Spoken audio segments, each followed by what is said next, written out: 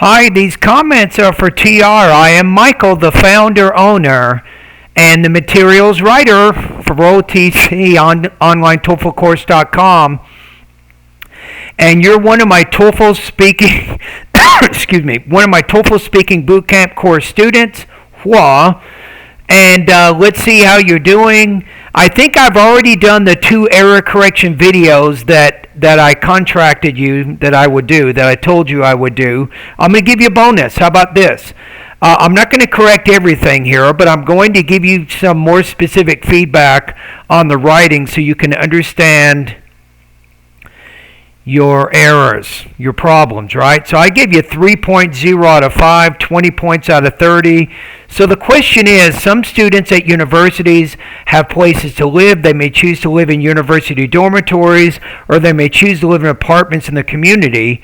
Compare the advantages of living in university housing with the advantages of living in an apartment in the community. Where would you prefer to live? Give reasons for your preference. Okay, so 3.0 out of 5, 20 points out of 30. So the main thing is the 3 area, I think, may demonstrate inconsistent facility and sentence formation. I think addresses a topic using somewhat developed explanations, examples, and details. You have unity and progression and coherence, though connection of ideas may occasionally be obscured. So I'm going to say this describes your writing right now. Okay, so when we actually look at it, I noticed here you don't even have a thesis in the first paragraph, right? You just introduce the topic, but you don't say each of these types of living has advantages. You don't say that. So you just say, before entering, students will need to decide upon where they will study, what major they will pursue, and whether they will live in campus on dorms or off campus in accommodations. And just say each of these types of living has advantages. And then you talk about the advantages of living in the dorm, right? And then I would talk about the advantages of living in apartments. If you try to do advantages and disadvantages, you're going to end up not being able to do everything, and that's exactly what happened. If you look in the second paragraph, you just say, on the other hand, having a bad roommate can turn studies into a conflict of interest and nightmares.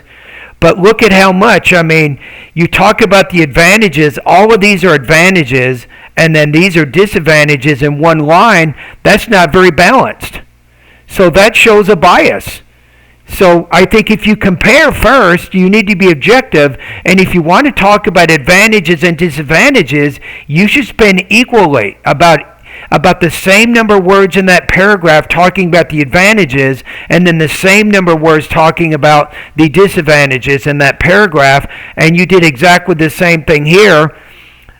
You spent most of this paragraph talking about the disadvantages of living in apartments, and then you only have one line talking about the advantages.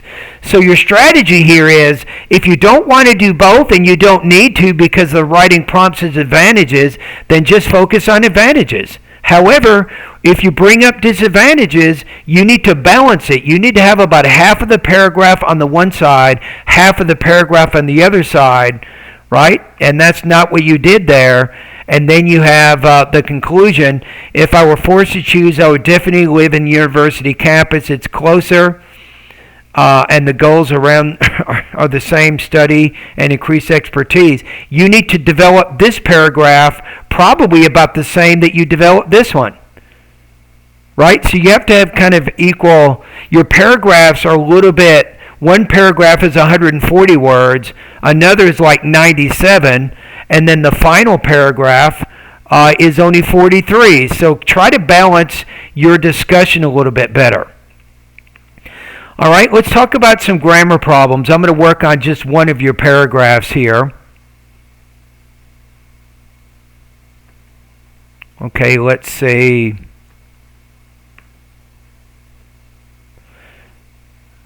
Okay, give me a quick second.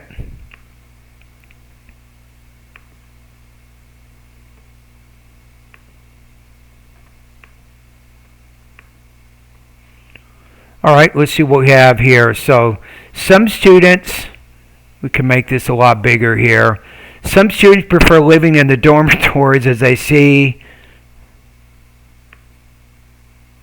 If you say "and," you need a noun here, right? So you have to put an advantage in working with their peers. So they can be is a little awkward. Let's just get rid of that and just use the colon here.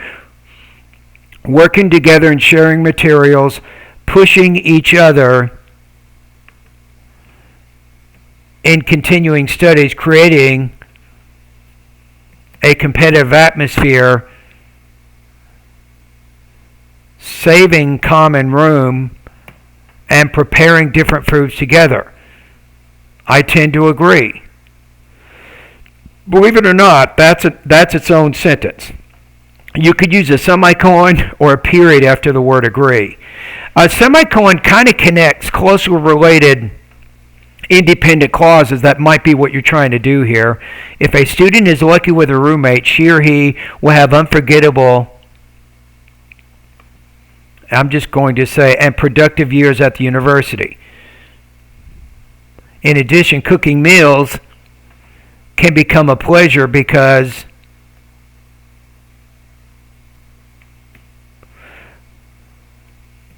a majority of the students living in the dormitories are international students with a variety of cooking cultures. Students can save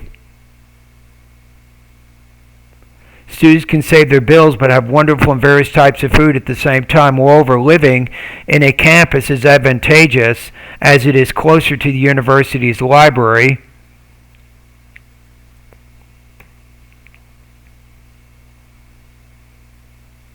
On the other hand, having a bad roommate can turn studies into a conflict of interest and nightmares. The problem here is you're bringing up too many different reasons here, but you're not taking any time to develop any one of those reasons. Okay, so go to the writing part of my course. I want you to take a look at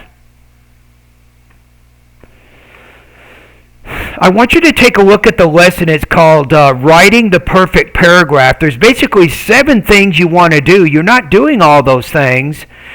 So look at that one lesson, Writing the Perfect Paragraph. That's exactly a good lesson for you right now. So I think the writer who tries to do everything ends up doing nothing, and you don't have enough time to develop all those ideas.